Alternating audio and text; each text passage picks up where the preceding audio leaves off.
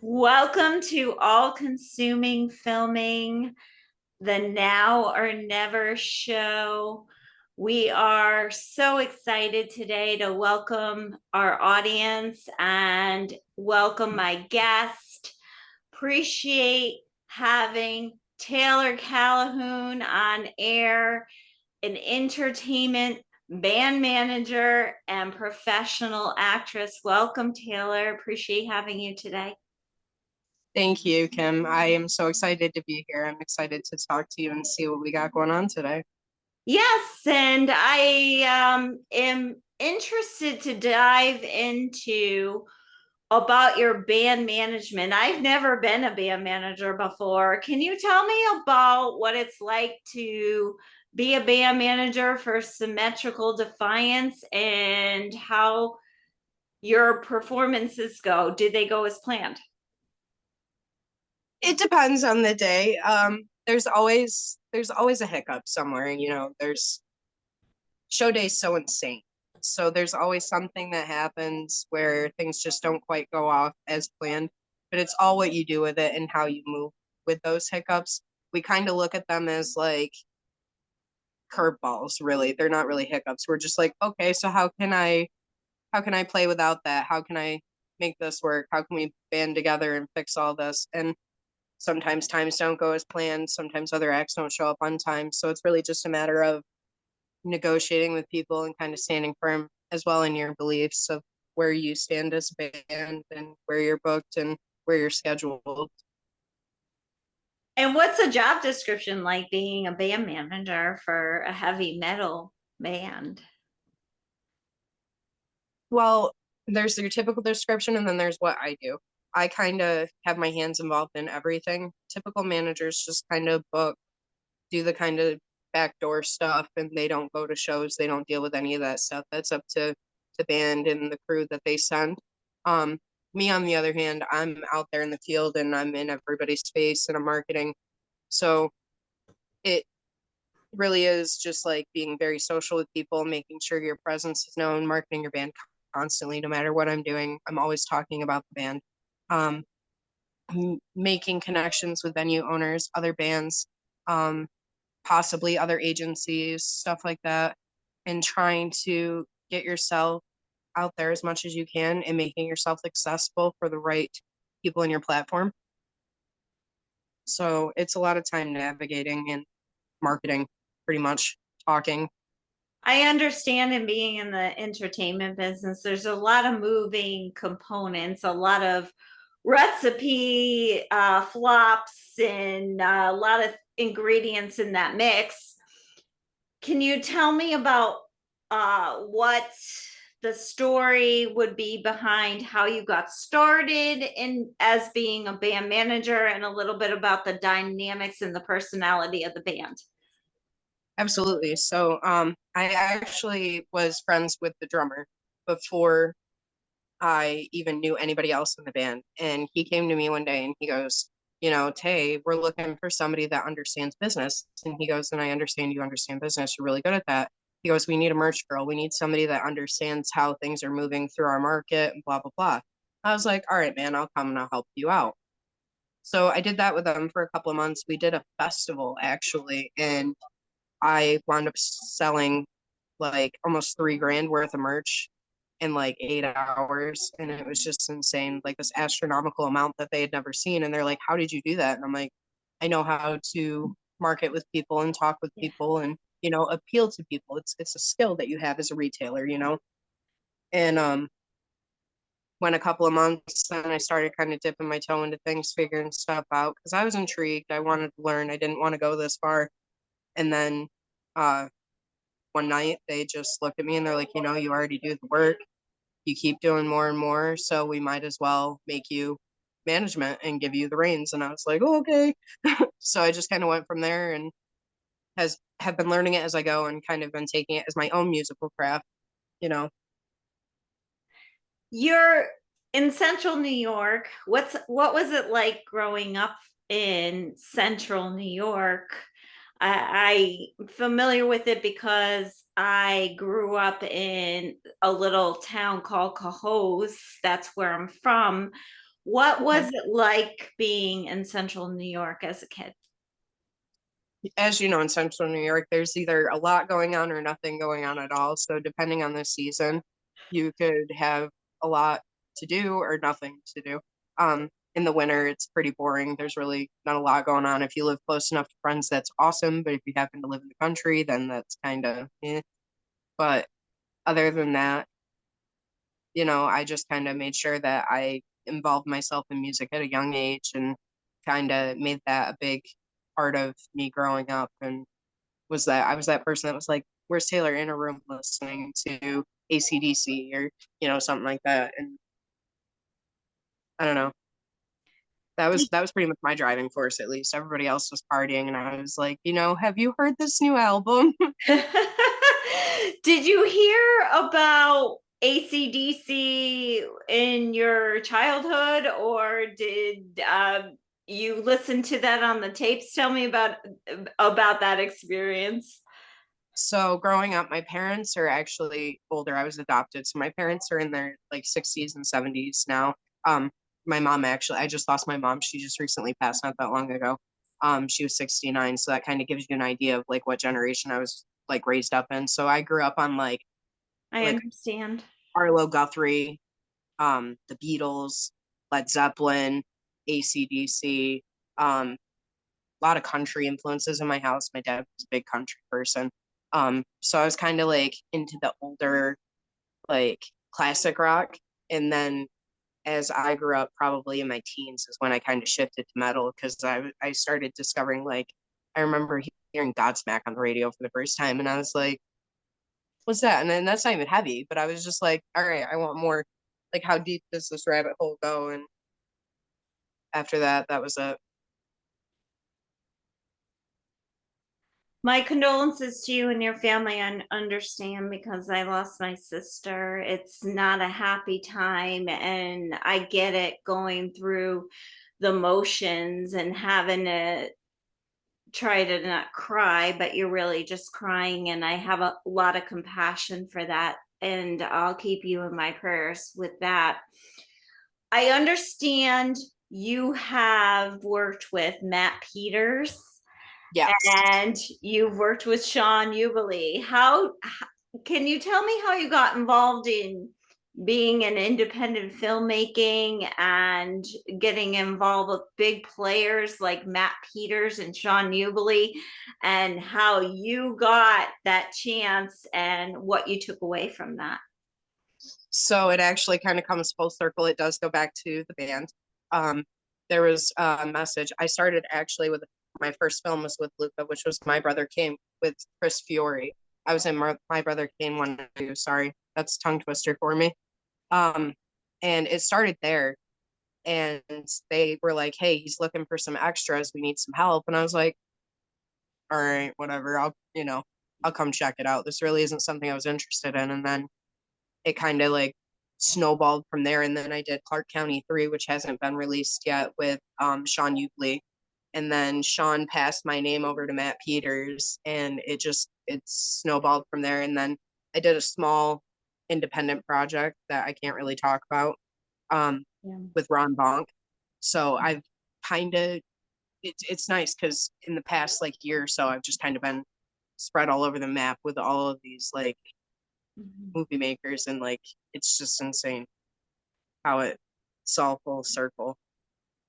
Sterling Entertainment, like I did a connection film with Matt Angel. Matt Peters directed Axe Grinder 666 that just released March 3rd, and that's actually produced by Sterling Entertainment. So Very, it's cool. very interesting. A day to day in production for our audience. It's long days and long hours. Can you tell me a little bit about that and elaborate on what goes into being on set? So typically, depending on what's expected of your scene, there's a lot of thought process that goes into it, which a lot of people don't think about. They think it's just coming, being the character, saying your lines, and then going home. But there's so much thought that goes into it because you're like, oh my God, how was I laying that last scene? How was my foot position? Like, or like let's say I stop filming and then I go home and then I come back and it's like, oh, was I was I wearing earrings? Did I lose the earring yet? Like, I started the earring. Did I lose the earring yet? And it's continuity is the hardest thing, I want to say. And then also to like, people think it's easy being an independent film actor, which it kind of is, but it isn't at the same time, because we don't have these big elaborate budgets. So a lot of the things that you see in these films are us doing it, our own stunts. Sometimes we don't have money for props. Sometimes the items you see are actual axes and stuff. And so we have to be really careful with how we interact with each other, what we do. It's intense, but it's a lot of fun, and it's hard work. It's hard work. It's long days, a lot of repeating yourself. You'll say the same line over and over again. Get used to hearing perfect. Do it again, because that is the most famous line on set. Yes, and that's a really good point with the props and things. And I find myself understanding and having an entertainment company that there's budgets, and there's big ultra budgets for the majors, and there's shoestring budgets for the independent filmmakers, and they do the best that they can with what they have to work with. And it's not all smoke and mirrors. In reality, there's things that go wrong. There's things on set that you got to do a do-over on because it didn't go as planned. Can you think about a time when you had your band touring or performing, and we'll get into more of that after commercial break, but can you think about a time that your band, something didn't go as planned, or it was an embarrassing moment? Can you tell me about that? Oh, this situation, it stresses me out, but it's a perfect one. Okay, so I am not musically inclined at all. I'm just a person that knows business, likes music, you know what I mean? Like, I understand what people like, kind of thing. So we did this show at the Fulton VFW, and my guitarist, Xavier, looks at me and he goes, "Tay, plug in my head." So I was like, "Okay, no problem." So I plugged his head into the wall, which is bad. You cannot plug a head into what's called Oh dirty my power. goodness. So you have to plug it into an adapter. So I plugged it into the wall. He turns the head on. Nothing comes out. No sound. Just dead air. You hear a pop and dead air. So literally the entire venue, it felt like it turned cold. Cold the venue, and I whip around and I'm like, "What just happened?" And he goes, "I don't know. My head just died. The tubes just went." And I'm like, "What do you mean the tubes went?" He's like, "Well, I don't know, but I think the tubes went." So I'm panicking and I'm like, "Oh no, we can't play. We were going to sound check. We can't play." So I'm running around trying to figure out what to do. And I run outside, and our brothers from Agnikai actually just cleared the stage. So I run out and I'm like, "Who loves me?" in the parking lot with a bunch of people in this parking lot. My hands are up. I'm like, "Who loves me?" And they all turn and they look at me and they go, "Yeah, why? What do you need?" And I'm like, "I need a head." And I'm like, "Wait." I'm like, a guitar head. Well, because I need a guitar head. Like, I didn't realize how it came out. I was just panicking. So I was like, "There's 40 guys out here. I got to be really careful about how I can't just run out a door in Fulton and scream that." Um, but yeah, Agnikai came out and they saved us and they let us borrow their head and we were able to play the show. And I mean, that was really one of the moments where I was just like, or the tornado we got caught in. We got caught in a tornado like 2 years practically. We did a festival and this complete torrential downpour, like tent collapse, the whole 9 yards. It was absolutely fun, but we managed it. Absolutely, and I can appreciate that. I don't know that much about playing and on the guitar. I only know you have that pick and you got to press the buttons. Can you tell me a little bit about what you've learned in managing a band about instruments? So I've learned a lot of like drum tuning and stuff like that, which is honestly probably one of the hardest things because drums don't tune the same way other instruments tune. They're not on the same scale. So drum tuning is really difficult. You have to tune them a certain way. Um, I've learned how to run sound. I've learned how to engineer sound as well. I've started learning mixing, mastering. Um, I'm just really trying to learn every aspect of the business. We try to do our own shirts. Everything we do is in-house DIY. We don't want a label. We don't need a label. And I know that sounds bad, but we want to do this on our own. We are our own label. That's why we're doing it the way we do it. That's why we have management. That's why we have our own recording studio. And I mean, what else can we do at that point? That's amazing. And going through and booking bands, what goes into that? And do you travel to different places in the country, or do you stay in central New York and perform? Can you elaborate on that as well? So the booking process, it all depends on if we are hosting or if we are just jumping on a bill with somebody. Usually it's us jumping on a bill because hosting opportunities around our area are scarce. We do get a couple of headlining outfits, but our most recent was The Lost Horizon, and that wasn't really hosted by us. I ran a couple of shows start to finish myself, but we don't get a lot of those opportunities. That's a whole nother mess. But booking usually goes, another band reaches out and they go, hey, what are you doing on such and such date? And then we're like, oh no, we're free. Why? What's going on? Hey, are you interested in going to blah blah blah? And we're like, oh, okay, what's the details? So that's basically, when we say that, it's code to each other, like, okay, date, time, load in, who's playing, ticket prices, is there pay, like, is there door pay, is it a 50-50 split, like, what's the situation, do we have security, what do we need to bring, blah blah blah, do we need gear, do we need sound, do we need tables? So at that point it kind of like, once we accept the gig, it all unravels, if that makes sense. We also do travel around a lot. We go to Pennsylvania, we're trying to get Connecticut, I'm looking to get us into New York City as well. I have kind of talks in New York City, there's no guarantees yet. um, we have shows all over pretty much Eastern New York. What size audience do you generally have when the band is playing? Can it be a couple of people, a couple hundred, thousands, millions?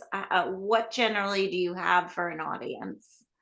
Typically a couple hundred, but that also depends on the other bands that we're playing with. It depends on the draw. Like if I booked an ideal show, like right out of the gate, to know that I would draw perfectly, I would take us, I would take Otherworldly Entity, I would take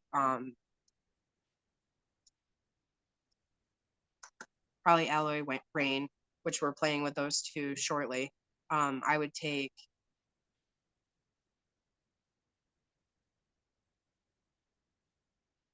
there's so many heavy hitters, but I would try to fill the bill. Gainer, you know, I would try to fill the house. I would basically be like, okay, these guys bring 200 people, these guys bring 300 people, these guys bring do, and try to blow out a house. So we could, or we could, depending on where we go, like if we break new ground in Amsterdam, we might get a fan or no fans, but we'll walk away with new ones. So that's what matters.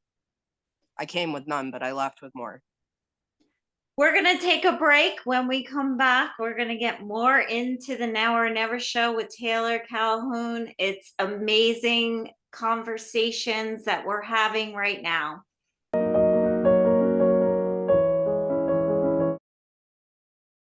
Taylor is a band manager and an actress, entertainment professional. It's super cool. It's on a Saturday. We're enjoying our lives, just chatting about amazing performances in the world. Taylor, can you tell me about what it is you did as a kid? What did you do it for fun in Rome?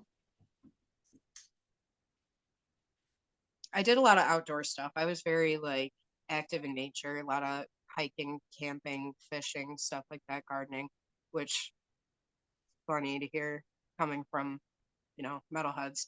That's just a joke. Metalheads aren't mean. They're teddy bears. But it's funny to hear like, oh, she likes the garden. I'm like, listen, you should see my tomatoes. Um, I like doing stuff like that. I love music. Music was a huge thing. I was always on the music scene. as soon as I was able to start, like, because my parents didn't really want me to go into shows. They were like, they're not safe. So as soon as I was able to like break free and go to shows, I was never home. I was finding any local show that I could get into. I'm like 18, 16 over, like, here we go, come Yes. on. You know, after that, it was just, you know, I I went everywhere I could go. I moved around to follow shows, went to different states to experience different scenes. It's always been a huge part of me. What is your favorite genre of music? It definitely has to be rock or metal. I've always leaned more towards the heavier stuff. Um, but I literally listen to everything. Like, I blow people's minds when they find out I'm a huge fan of Richie Valens. They're like, "What?" And I'm like, "Listen, I love La Bamba, and if you put it on at any moment, I will scream it at the top of my lungs with no issues." Like, I love jazz, classical music, everything. That's amazing. Yeah, I we could go back to those days. And did you listen to something called an 8 track? Do you know what those are? I know what they are. Okay. I did not get to listen to one. I never had one in the house. I've seen proof of them. Like, I know they existed, but I unfortunately was in that like hit or miss era. I was born in '93, so I kind of you either had one or you didn't at that point. And unfortunately, we did not. But I did. I know about cassettes. I know about like blowing into your Sega cartridge because the thing won't load. For us old Dial-up. people, I learned how to get the tape out of the 8 track player in the car as we were driving down out throughout the silos and the chickens and the hens in upstate New York. We would listen to 8 tracks, and we would have to weed through and take the tapes out because they would eat the tapes in the car, and we had no air conditioning back then. Oh no. Oh no. Yes. In the future, how do you see your projects going? What's on your bucket list that you haven't done? Um, I definitely want to open my own management company. That's a big thing for me. I would like to do this full time and make this my career because honestly, the big reason why I started doing what I do is and I'm going to make a lot of people mad with this statement, so I apologize, but I hate how the music industry is ran. It is so greedy. It is narcissistic. It is very dog eat dog world, and it really doesn't have to be like that. There's enough room for everybody. There's enough room. There's thousands, millions, millions, billions of fans out there. Why do we need to compete with each other? Why do we need to be so cutthroat? And I want to be a company that shares resources, that wants to build a actual connection with other artists that are interested in the same thing. I'm so sick and tired of how this industry is ran. It's nauseating. So I'm really stepping into it to change it. I agree with you. And Lady Gaga took a risk with what I asked the entertainment industry to do. There's plenty of people in the world that feel that it has to be smoke and mirrors, powder and paint all the time. And we can't be real people. And I saw a disturbing article with Lady Gaga saying that there was no excuse about her chapstick, her chapped lips, rather.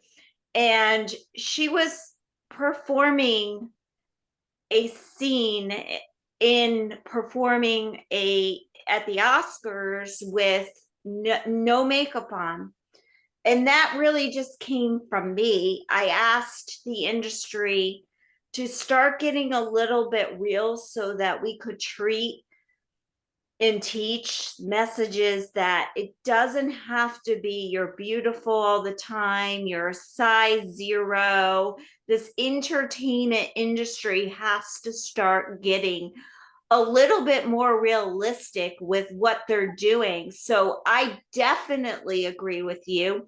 It doesn't have to be run with this greedy society, who's wearing the Calvin Klein dresses and the Kate Spade accessories, and we're rocking the runway with the best, most expensive jewelry and thousands of dollars in powder and paint. We got to be real. So I definitely agree with you. What would you tell our audience, or if there were girls listening right now that wanted to become models or become a performer, what messages would you have for them regarding getting into the performance realm and entertainment world? So my biggest message, especially to women, is, and again, I'm gonna make some people mad. I apologize. But I speak the truth in the industry. Women are unfortunately looked at differently. We have been for years. It's gone back to old Hollywood. We've always been looked at differently. And unfortunately, with that being said, we have to have bigger cojones than the men that sit at the same table as us. So when we sit down, you need to command that room and be like, listen, you called me here. You want me. Mm-hmm. So this is what I'm willing to do. And don't budge. You are an artist. You are a performer. And some people are going to be like, well, she's a diva. You can handle it with pride and class. You don't have to be mean about it. But do stand firm.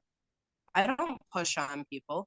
I don't tolerate that. People will be like, well, you're gonna. I'm like, excuse you? No, I'm a person, not a prop. I'm not gonna do anything. I'm not gonna look any type of way. Yeah. If you're looking for a character that already looks the way I look, then that's awesome. But if you're expecting me to hurt myself or put myself in jeopardy, you don't have to do that unless that's something you want to. Don't don't be pushed, because this can, and I'm not saying it's happened to me, but I do know this Yes. industry can be pushed. I can see where it can happen, because it's like I'm trying to get that perfect shot, or I'm trying to portray this scene, or I'm trying to make you look this way because honey, sex sells. Like, don't do what you don't want to do. Be Boundaries are your definitely important. And I was just telling my healthcare provider the other day that I have to learn boundaries.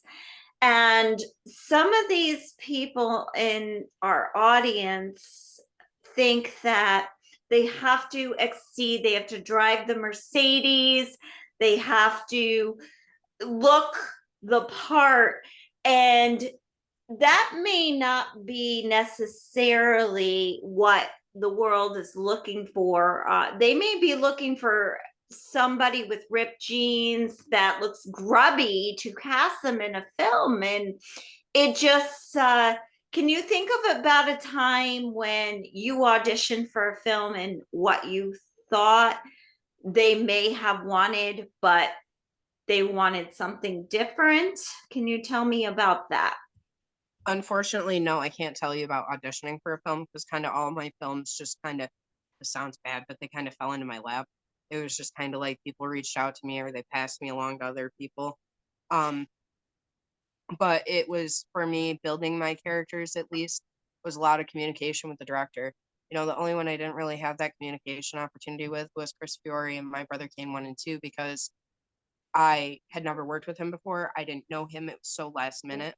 But Sean Ubley and Matt Peters, I had known them prior to working with them. So I was able to be like, okay, how do you want this sniper to look? Because I played a sniper in Clark County 3. So we built this character together. So the director and I came together and we're like, this is now how the sniper looks.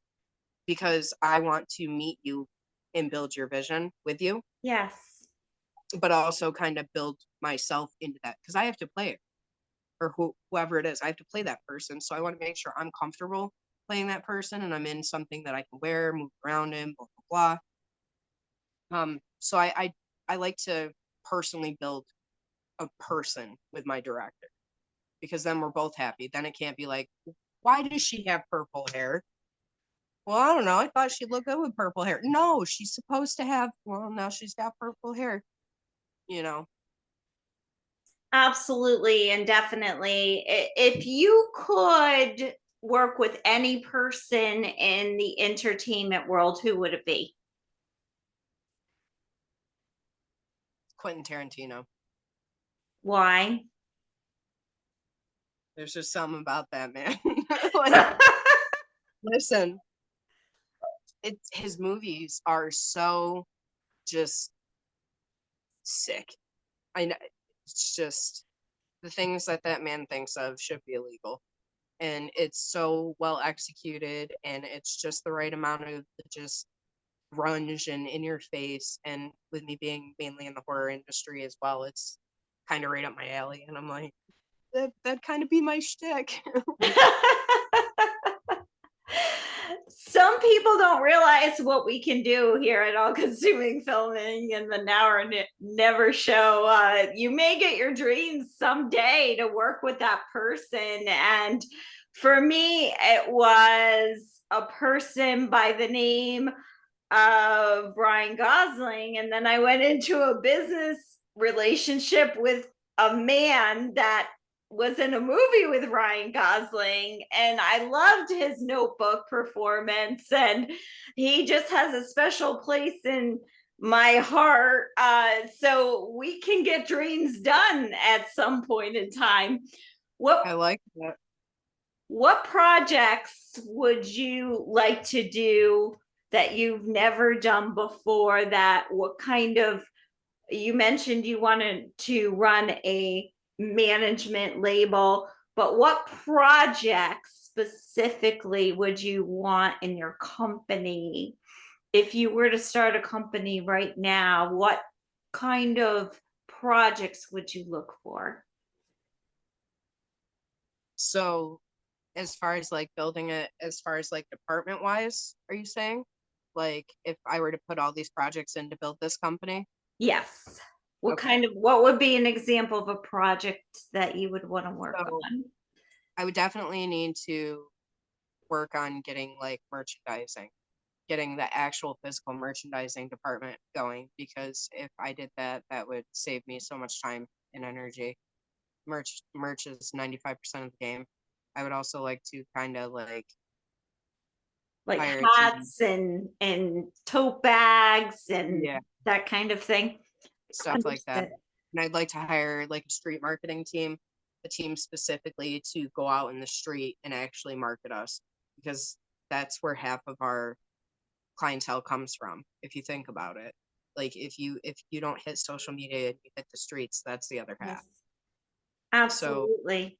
I would make sure I had a marketing department and a merchandising department, and that's where I would probably dump most of my resources in, because if I could take those two things off of me, I can handle everything else. Um, I can handle looking at other artists, uh, doing the talent scout thing.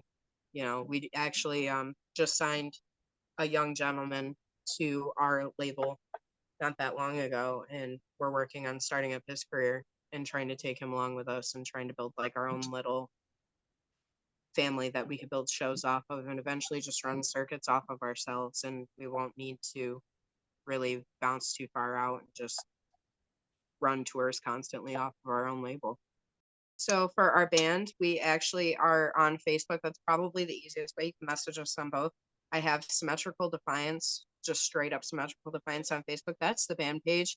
If you reach out to Symmetrical Defiance Management and Booking, you can get a hold of me. You'll be speaking to me and be able to get all the details as far as pricing, scheduling, all that stuff.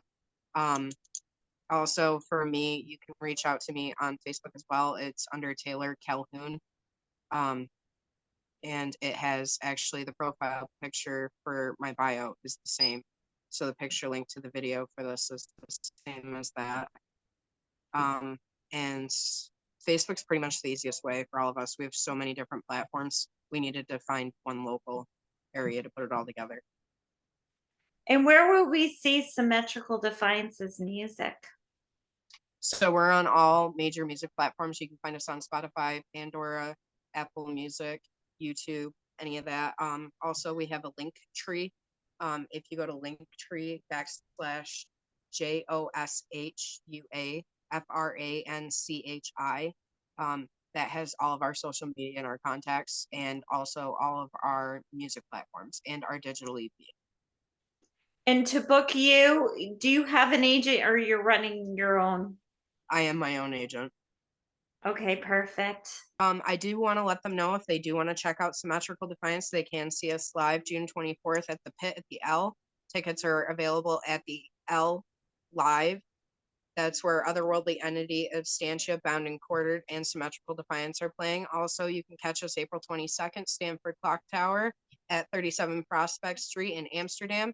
Tickets are available on our Facebook, so hit us up on Symmetrical Defiance is Facebook, or you can hit up Alloy Rain's Facebook, and it's Alloy Rains and Friends Clock Tower event.